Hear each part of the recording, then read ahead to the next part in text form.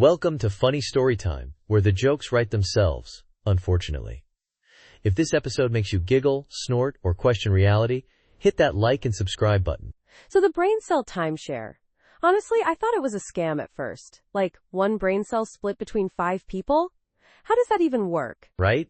I pictured it like a little dude in a tiny timeshare office, fielding calls. Sorry, Brenda's using the brain cell to remember what a spatula is. You're booked for next Tuesday. Exactly. And Brenda would just be standing there, spatula in hand, completely zoned out.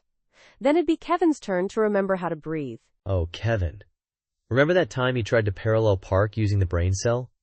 Took him 3 hours in a small riot. We had to chip in for the damages, which, ironically, none of us could remember doing. Don't even get me started on Sarah. She used the brain cell once to compose a grocery list and ended up with grapes, existential dread, more grapes. We were all out of grapes, by the way. We always are. It's like the brain cell is allergic to stocking up on grapes. I'm starting to think the grocery store is part of the conspiracy. Maybe they're hoarding all the grapes for the brain cell timeshare office. Think about it. Tiny desk, rotary phone, overflowing fruit bowl. It makes sense. Wait, hold up. If they're hoarding grapes, and we're always out of grapes, does that mean, are we times the grapes? Whoa. Okay, maybe we need to book the brain cell to figure that times 1 out. My slot's not until next month, though. Should we just panic until then? Panic sounds good. But first, I need the brain cell to remember where I put my panic-flavored seltzer. This is a serious emergency. Definitely an emergency. I used the brain cell earlier to try and remember what a seltzer was. Turns out, it's still escaping me. Send help. Preferably grape-flavored help. Welcome to Funny Story Time, where the jokes write themselves, unfortunately. If this episode makes you giggle, snort, or question reality, hit that like and subscribe button. So, team-building retreat, they said. Trust falls, they said. More like, trust will find our way back from this unmarked forest, am I right? Seriously, they left Brenda out there. Just Brenda. With the squirrels. Apparently she's now fluent in squirrel. Which, not on her LinkedIn. I heard she started a squirrel-based cryptocurrency. Nutcoin. It's surprisingly stable. More stable than my emotional state after that retreat. You think Brenda even noticed she was left behind? Maybe she orchestrated the whole thing. Maybe she's living her best life, queen of the squirrels. Picture it. Brenda, tiny crown of acorns, commanding an army of squirrels to bury all the office staplers. The ultimate revenge. I wouldn't put it past her. Remember when she microwaved fish in the break room? That was a hostile takeover of the olfactory senses. Oh, the fish. A dark day. A smelly, dark day. But less smelly than Dave's gym socks, let's be real. True. So back to Brenda.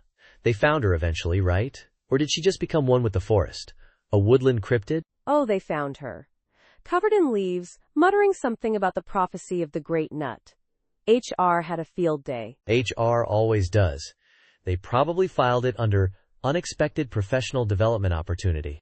Exactly. Enhanced foraging skills. Cross-species communication.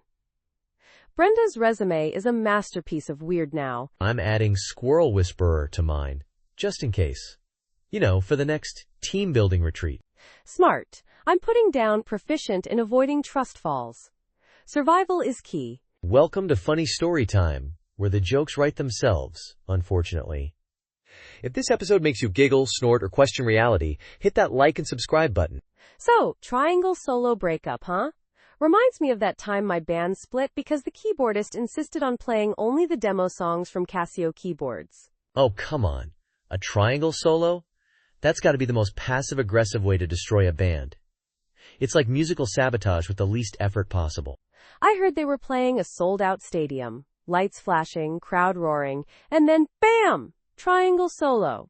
The drummer apparently threw his sticks into the crowd and joined a monastery. I bet the lead singer tried to salvage it. This next song is about inner peace and the subtle beauty of metallic percussion? No chance. Career suicide. The worst part? They were about to sign a $1 million deal with a label called Ting Ting Records.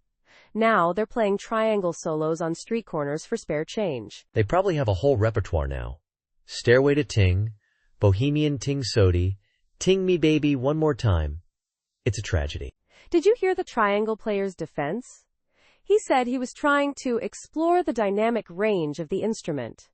He even had a custom-made triangle with a built-in wah pedal. A wah pedal on a triangle? That's advanced triangle theory. He should be giving master classes, not busking. I'd pay to see that, ironically, of course. Ironically, yes. Imagine the merch. Triangle-shaped t-shirts, miniature triangles on keychains. Actually, that's not a bad idea. Don't tell me you're thinking of starting a triangle-centric band.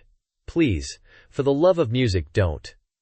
The world can't handle another triangle solo breakup. Maybe just a duo. Me and a guy named Tingles. We'd be called the Tinglers. And our hit single would be, wait for it, Triangle of Terror. Oh no, here we go again.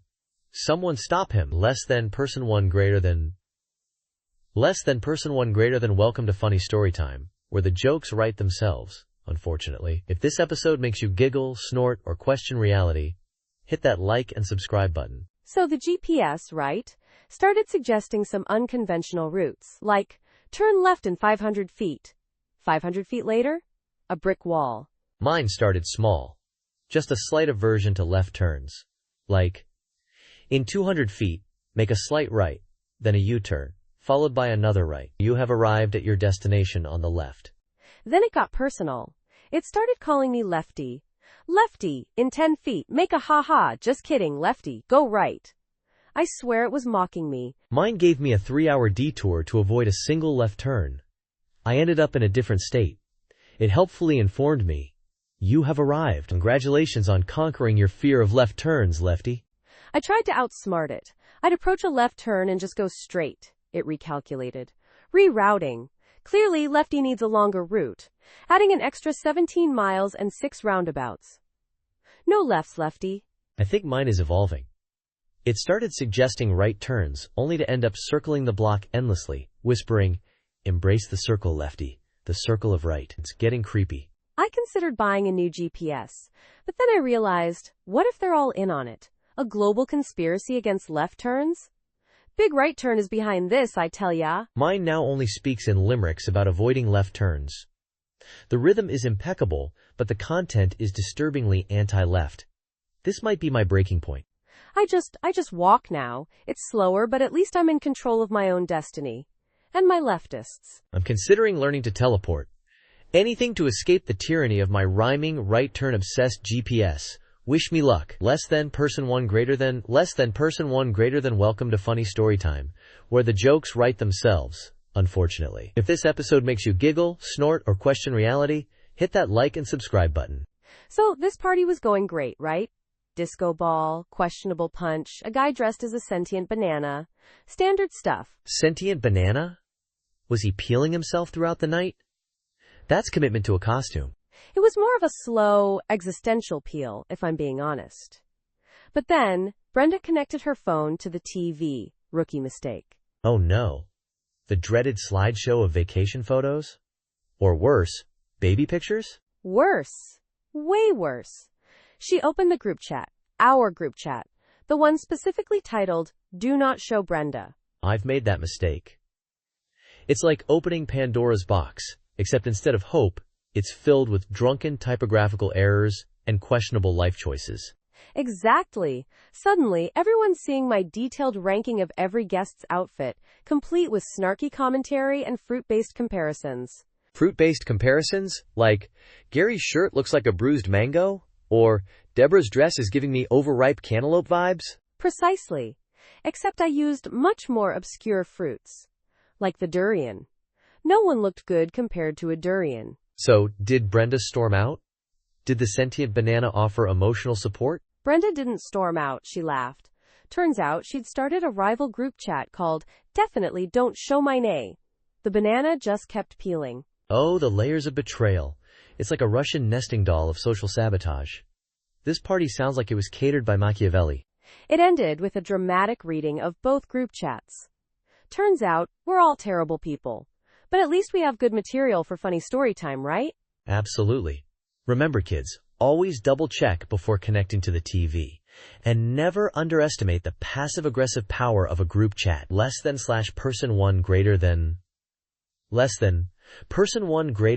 Wait, so she accidentally started a cult? At a time yoga times retreat, I thought those were supposed to be relaxing, not religiously transformative.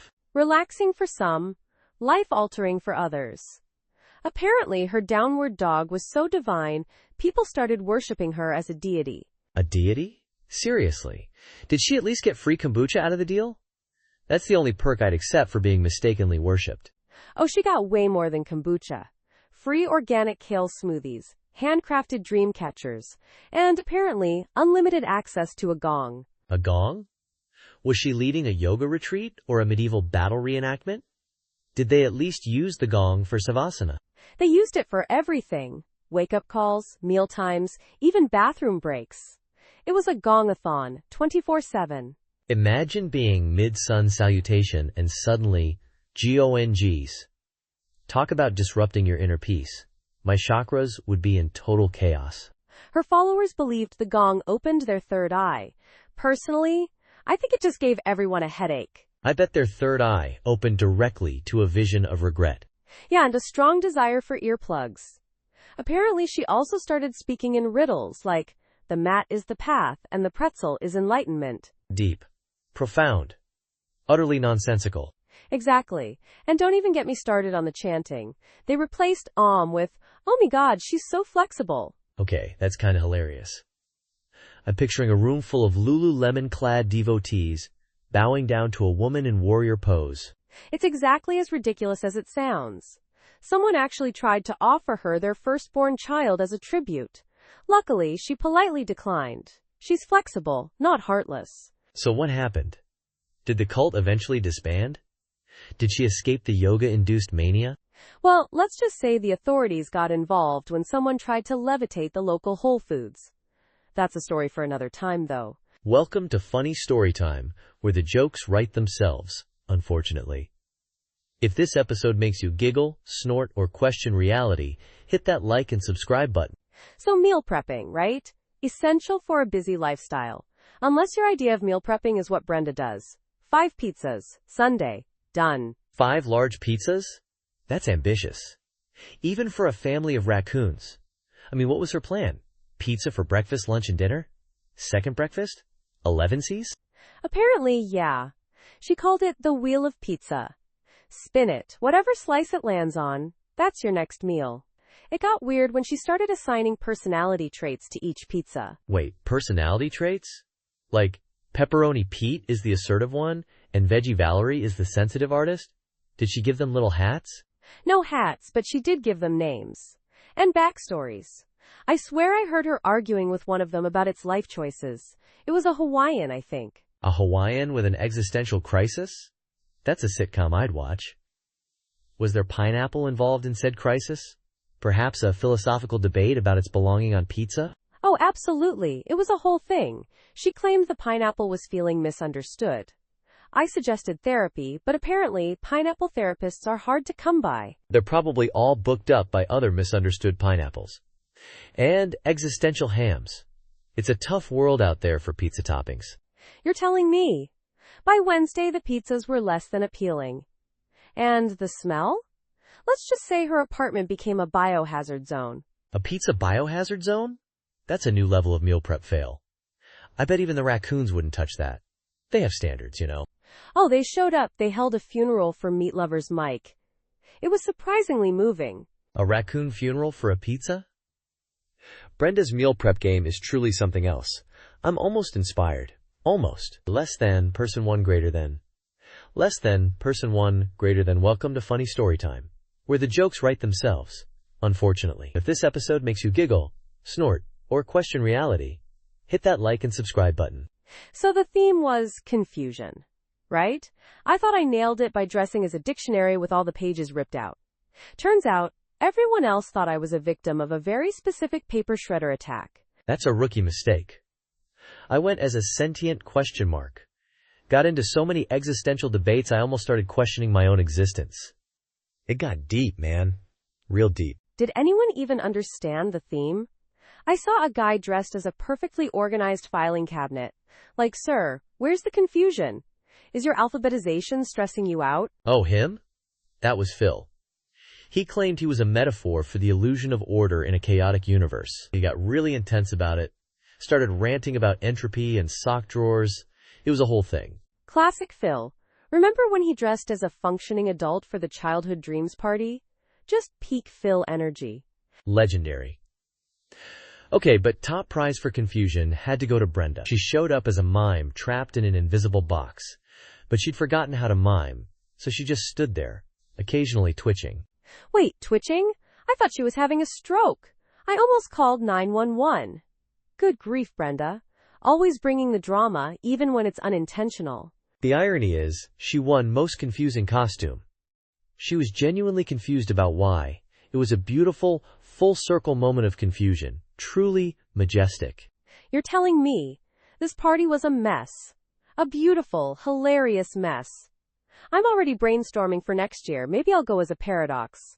Or a well-written instruction manual. That would really throw people off. The possibilities are endless. Or are they? See, that's the confusion. Mind blown. We've come full circle. Someone get me a dictionary, preferably one that's already shredded. So the therapist starts crying, right? Big, heaving sobs. I'm like, dude, I'm paying you $200 an hour to listen to my problems, not the other way around. Classic therapist move. They lure you in with the promise of emotional stability, then bam! They hit you with their existential dread. It's like emotional bait and switch. Exactly. And then he goes, my goldfish, Bubbles, isn't eating his flakes. What do I do? I'm no fish whisperer, but I know a cry for help when I hear one. Maybe Bubbles is just a picky eater? My cousin's hamster only ate organic, gluten-free sunflower seeds. It was a nightmare. See, that's logical. This guy, my therapist, thought Bubbles was depressed because he wasn't getting enough intellectual stimulation. He was considering getting Bubbles a tiny scuba diving helmet. A scuba diving helmet? For a goldfish? That's next level. Did he think Bubbles was going to explore the sunken ruins of Atlantis in the fish tank? Pretty much. I suggested he try changing Bubbles, water, maybe get him some new plastic plants. You know, basic fish stuff. He looked at me like I was a genius. You probably saved Bubbles' life. You're a hero, a regular Jacques Cousteau of the goldfish world. I know, right? And then he charged me extra for the emergency life coaching session. The nerve. Therapists. They're a different breed. I once had a therapist who tried to hypnotize me with a disco ball. It was dazzling. Did it work? Let's just say I woke up in a sequined jumpsuit, convinced I was the reincarnation of John Travolta. Sounds about right. My therapist once told me my aura was the color of mayonnaise. I haven't eaten a sandwich since. Mayonnaise-colored aura? That's concerning. Maybe you should get a second opinion. Or a sandwich. A really good sandwich. Welcome to Funny Story Time, where the jokes write themselves, unfortunately. If this episode makes you giggle, snort, or question reality, hit that like and subscribe button. Right, because searching for your phone while holding it is cardio. My heart rate hits 180. It's like a real-life Where's Waldo, but Waldo is glued to your palm. I once spent a good 10 minutes frantically searching my pockets, only to realize I was using the flashlight on my phone to look for my phone. I considered calling it, but then, complications. The worst is when you feel the phantom vibrate. Like, my leg is buzzing, my brain is buzzing, but the phone in my hand is stubbornly silent. It's gaslighting, I tell you. It's a new kind of existential crisis. You start questioning everything. Is this even my hand? Is this even my phone? Am I even real? It's a slippery slope. Scientists should study this. I bet there's a correlation between phone-in-hand searching and the consumption of cheese puffs. I'm willing to be a test subject. For science. I've started preemptively patting my pockets every 5 minutes, just to make sure my phone is still somewhere. It's a comforting ritual, like a phone-based security blanket. You know what we need? Phone leashes. Little retractable things that clip to your wrist. Fashionable and functional. We could be millionaires. Millionaires who can't find their phone leashes, probably. We'd be frantically searching for the leash attached to the phone we're holding, while simultaneously eating cheese puffs. It's the circle of life. Oh, the irony would be delicious. Almost as delicious as those cheese puffs.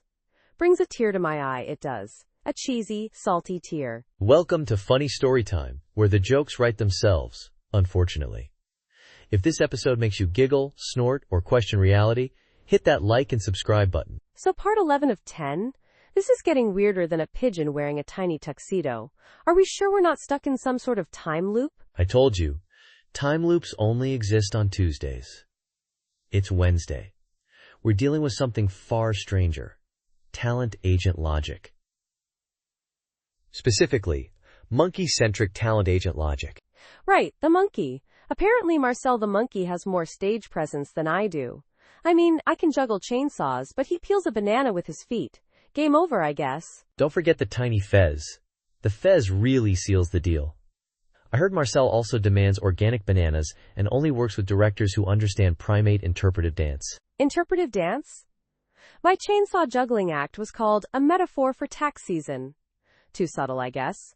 Monkeys and metaphors don't mix. They prefer bananas and more bananas. I hear his agent is pitching him for Hamlet. Marcel as Hamlet. To be or not to be peeled? That is the question. I auditioned with a soliloquy. He threw poop. He got the part.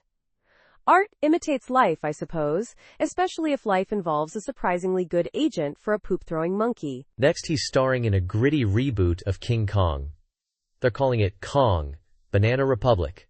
I'm not even making this up. I saw the billboard. Tagline, "He's gone bananas." They're not even trying anymore. I'm starting to think I should learn to peel a banana with my feet. It's the tiny fez. It's always the fez. Trust me, I've seen things. I once saw a squirrel negotiate a better contract than me. He had a monocle. And a tiny fez. You win. I'm off to find a fez. And maybe some tiny tap shoes for my cat. Hollywood, here we come. Just promise me you won't teach your cat interpretive dance. The world isn't ready. Less than person one greater than welcome to funny story time, where the jokes write themselves. Unfortunately, if this episode makes you giggle, snort, or question reality, hit that like and subscribe button. So NDAs and wedding vows? Is that like, I do, but you didn't see anything? What happens if you break the NDA? Divorce by lawsuit? I think it's more like, I do, and what happens in Vegas stays in Vegas, especially during the bachelor/bachelorette parties, which we shall never speak of again, ever. Imagine the best man's speech. I can't tell you anything, but trust me, it was wild. Sign here, please. Followed by everyone signing a non-disclosure agreement. And the therapy clause? Is that preemptive couples therapy booked for the Monday after the honeymoon? Like a non-refundable deposit on sanity? I, Brenda, take you, Chad, and I pre-authorize you to spend up to $10,000 on my therapy bills resulting from this marriage. It's practical, really. What about in sickness and in health? And in therapy, twice a month, no excuses? I bet some therapists offer wedding packages now. Discounted rates for bulk bookings. Do you, Chad, promise to love, honor, and never reveal Brenda's sleep-talking episodes where she reveals her plans for world domination starting with aggressive pigeon breeding? And do you, Brenda, accept that Chad still sleeps with his childhood teddy bear, Mr. Snuggles, and sometimes speaks in the third person through Mr. Snuggles? I'd pay good money to attend a wedding with those vows, just for the sheer awkwardness of it all. I hear they're selling NFTs of the signed NDAs. It's a whole new level of wedding favors. By accepting this miniature champagne bottle, you agree to all terms and conditions, including but not limited to, never revealing the groom's embarrassing dance moves or the bride's questionable karaoke choices. It's the future of marriage, people. Buckle up. Less than person one greater than welcome to funny story time, where the jokes write themselves, unfortunately. If this episode makes you giggle, snort, or question reality, hit that like and subscribe button. Part 13 of 10?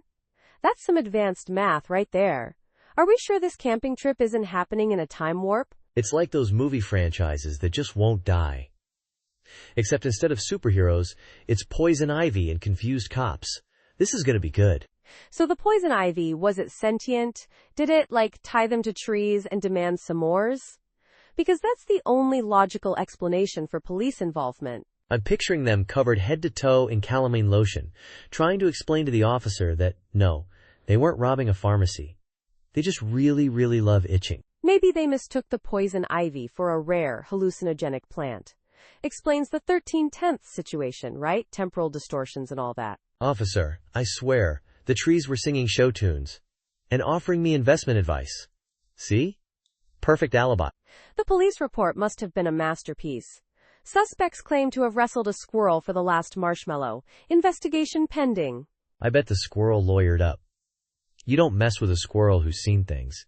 Camping trip things. This camping trip sounds less like a relaxing getaway and more like a fever dream fueled by expired trail mix. 5,000 words worth of fever dream. We're only on part 13. Buckle up, buttercup. I'm gonna need more than catamine lotion. I'm gonna need a whole pharmacy. And maybe a time machine. Don't worry, the time machine is coming. It's powered by questionable hot dog water and pure, uncut chaos.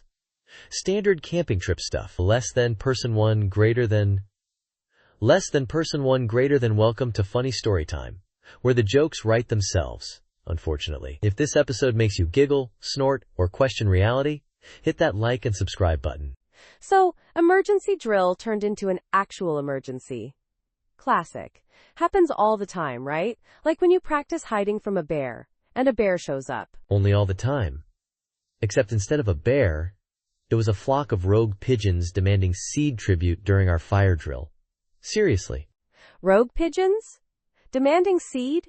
Was their leader wearing a tiny pigeon-sized monocle and top hat?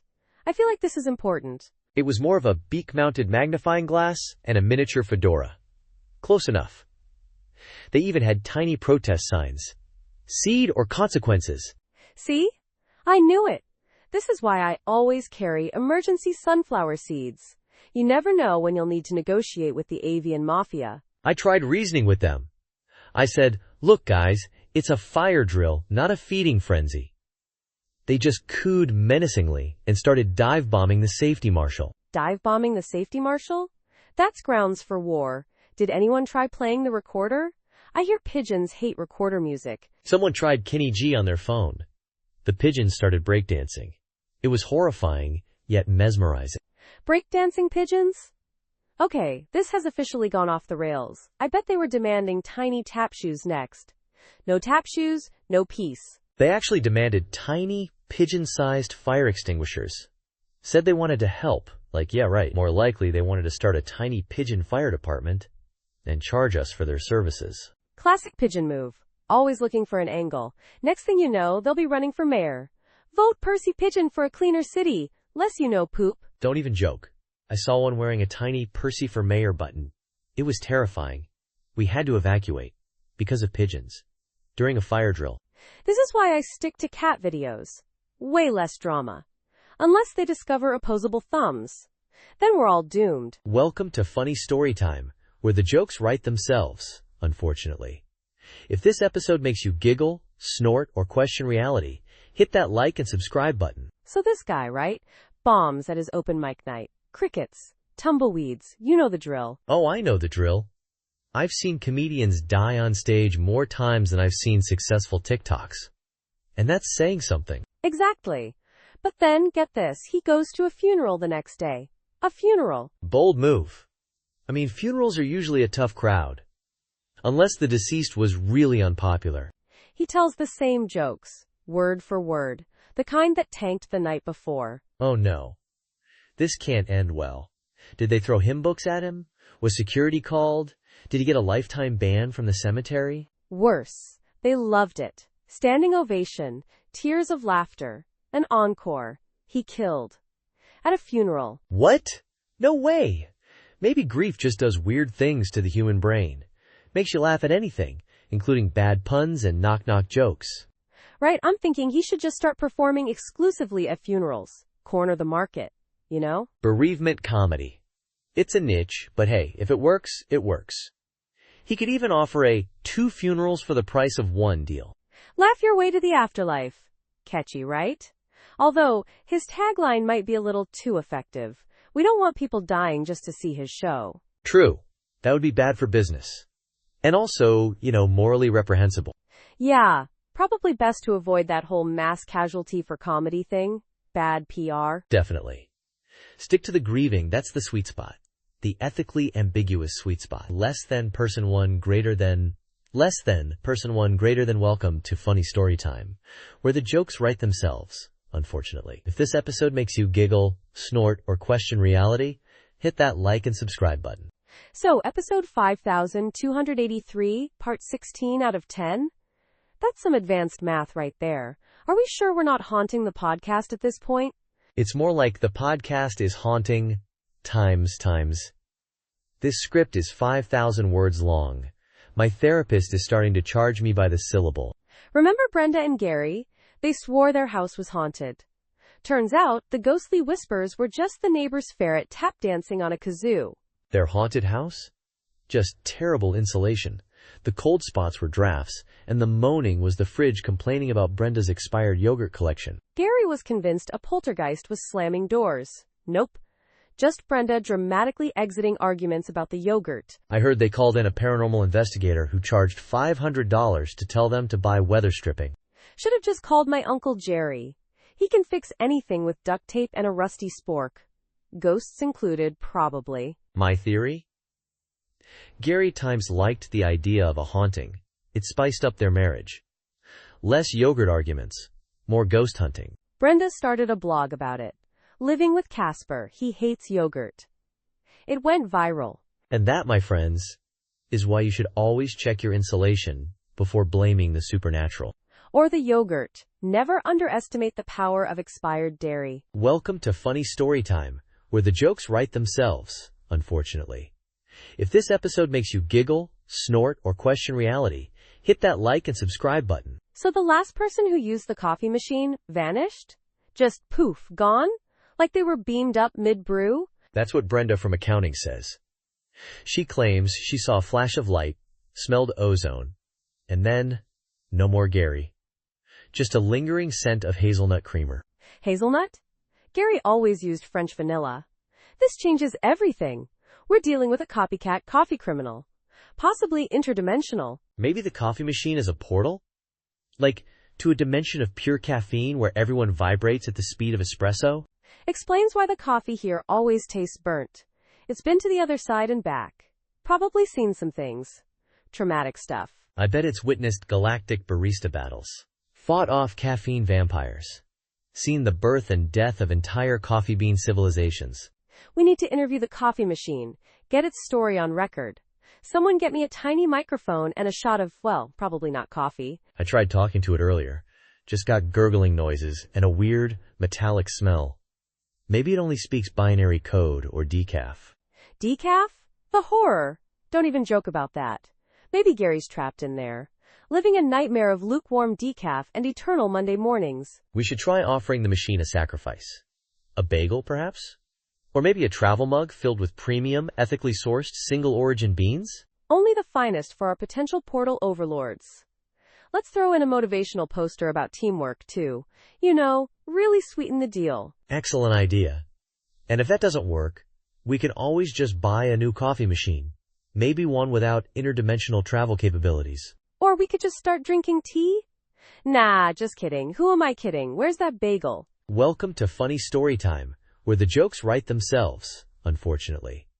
If this episode makes you giggle, snort, or question reality, hit that like and subscribe button. So part 18 of 10, they brought a sword to a water balloon fight. Classic rookie mistake. Everyone knows you bring a time spoon to a water balloon fight. Duh. A spoon? What are you going to do, fling tiny droplets of water at supersonic speeds? The sheer indignity. No, silly. You use it to surgically extract the pre-filled water balloons from the enemy's arsenal. It's psychological warfare. Okay, but what if their arsenal includes a trebuchet loaded with watermelons? Asking for a friend. Trebuchet? Please. I once saw a guy bring a full-sized catapult to a water balloon fight. It launched a car filled with hamsters. Hold on, hamsters. Were they wearing tiny little scuba tanks? I need details. Sadly, no. But they times were wearing tiny pirate hats. It was adorable and terrifying. Right. Because tiny pirate hats make everything better, even impending hamster doom. Back to the sword guy. Did he at least try to parry the water balloons? Worse, he tried to inflate them with the sword, like some kind of watery shish kebab.